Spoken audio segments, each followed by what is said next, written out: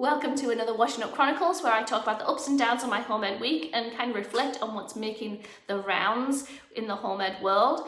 Usually, or sometimes, I do a kind of chore at the same time as talking to you, but it was my youngest's birthday yesterday, so my parents came to visit, so obviously I cleaned my house a little bit extra. There's just something about your mum seeing your dirty dishes that spurs you on a little bit. So instead, I thought, whilst my youngest is having a nap because he ate too many cakes and is kind of hungover from all the excitement, and my other two are playing, I just thought I'd quickly grab a time to sit down and chat to you. I'm in my kitchen where I started making spontaneously a little bit of a mural on the walls one week, and I haven't finished it, but don't tell my landlord. I did ask if I could paint the walls. I didn't specify how, so... Anyway, the downs of this week. I would say, as lots of things, that life is messy and life can be surprising, and there's lots of things that can go wrong, and there's lots of things that are wrong with the world around us. So there's a lot to think about when I think about the downs, but I just wanted to focus on the working from home thing. I hate all the words to do with that. Nothing makes sense, because I worked from home before I made a wage, and the whole idea of like being a full-time mother or a stay-at-home mother, they don't make sense. So I'm probably going to be using terms that don't fit exactly what it is, but just to get across what I am doing. So the last 8 months or so is when I started working from home for a wage, and learning how to balance that has been interesting. This week, it felt tiring, trying to just balance everything, just normal parenting things, community things, working and responding to things there. And you do get, even if you have worked really hard not to, you do get the comments from your kids of, oh, well, you're always working. Or just having to say things like, I'll have to do that after I've finished work. And I think it's right that my kids get to see that in action, and I try and be very open about working, and I try not to paint it in like a negative thing that, oh, I've got to do this work, even though sometimes I might say, I wish I was doing this, but I've got to do this. But it's just that balancing act is tiring, and I have a lot more respect. I mean, I had respect for mothers, parents that also had a job that was earning a living, earning a wage, as well as all the parenting stuff, because often if it is the mother, they share a greater part of the decision making often, and kind of emotional work that goes into being a parent. I would argue anyway. But I had a lot of respect, but now my respect has grown massively, because I have a very flexible job. I can work from home, I can fit in my hours around my kids, and thankfully I have a team that is understanding. In our in our meeting this morning, video meeting, and when I get tired, I struggle with saying the right words, so I apologise if I'm stumbling around a little bit. But in our Zoom meeting this morning, I was sharing some, serious professional things, and my daughter ran into the room and shouted, "Evan's pooped his pants!" And there was no getting around that had happened. So I'm thankful that I have a team that finds that funny and understands that I have to then just go off and deal with something, and it's not a big deal, but I know that's not the same for everyone. So yeah. My down is not the fact that I have to balance those things, but the fact that balancing, again, a terrible word, because there's never going to be balance.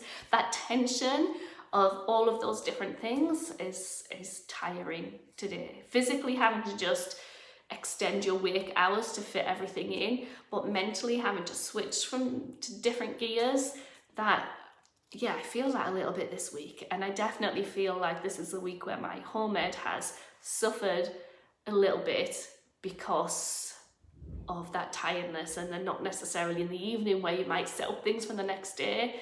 And I see people doing that on Instagram, and I love it. I think it's brilliant, but I feel a little bit of guilt, because I think, well, I haven't even managed to do the dishes from tea time, so am I going to manage to set up an activity for when the kids wake up at 6 o'clock in the morning? So yeah, I think that tiredness and the potential to feel guilty about it is definitely would be one of my downs this week.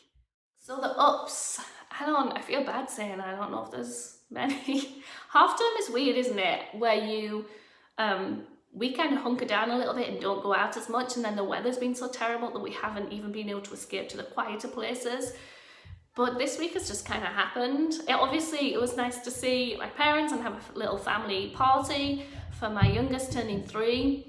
And that's like birthdays, especially when they're little and their birth is still kind of quite close. Like my hair's still falling out from the birth, so it still feels very close. And I love reflecting on that and talking about it with them. So that's been lovely. But in terms of home ed things, I feel like we're just kind of tagging things into our day when we can. And again, it's down. This has turned into a down. It's not supposed to be a down. Hang on. Let's rewind. Ups. Birthday, the flexibility to celebrate that. Half term, being able to... It reminds us of how wonderful it is during the other weeks that we can get out.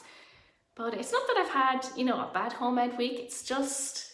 There are weeks where it just kind of plods, or doesn't even plod, it just is kind of stagnant, and I need to be okay with that. That is okay.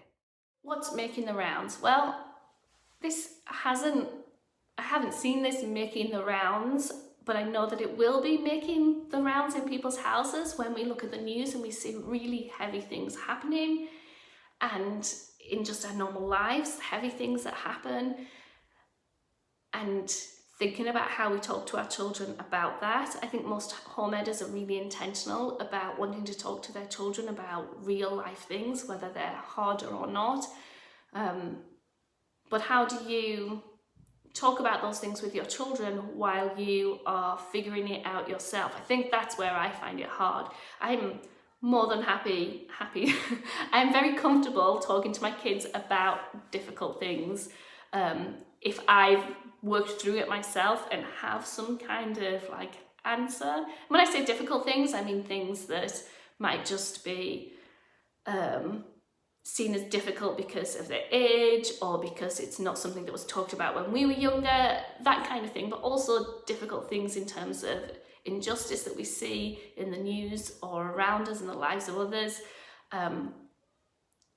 It's how do you get that balance? This isn't even a conversation, this is me asking a question. How do you get that balance of wanting to be open with your kids about how you are processing things? Like, it's okay for them to know that we're sad or we're angry or all those other things. Like, those feelings are just feelings.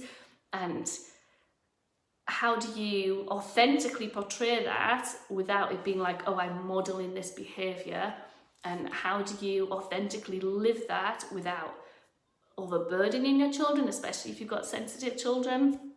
So yeah, that's it for today. I have that question, and that's something that I think, well, it came up a little bit in the podcast that I recorded with Alistair and Lizzie from the Home Ed team, and we were talking about the cost of living and so on, and talking about our experiences with being broke. So it came up when it was like, how much do you share with your kids about that? How you don't want to put a burden on them that we can't afford things, or when you have to say no about different things.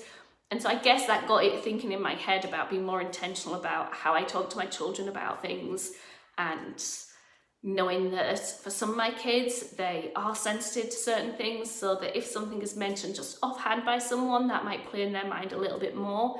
And they might not even verbalize that, so you don't get the chance to talk about it. So it's just, yeah, how do you do that? I don't have an answer, and I would love to know. So I guess this is a little bit of a different washing up Chronicles, and I hope that's okay. One thing that I promised is always to try and be honest when I can, and be open, and just normal. Like, what you see is literally what you get. I haven't brushed my hair this morning. I have brushed my teeth, I think. can't even remember what happened this morning. So what you see is what you get, and this is what you get this week, a bit of a rambling, tired and pondering Rachel. But I'd love to know your thoughts. Get in touch with me on Instagram or in our Facebook group, or put a comment below. And might feel cheesy to ask, but please like this video, because that's how it gets shared to other people, and that's how we get to keep making more content that you would like. So anyway, have a good week, whatever your ups and downs are, and I'll see you next week for the last of the Washing Up Chronicles, so don't miss it.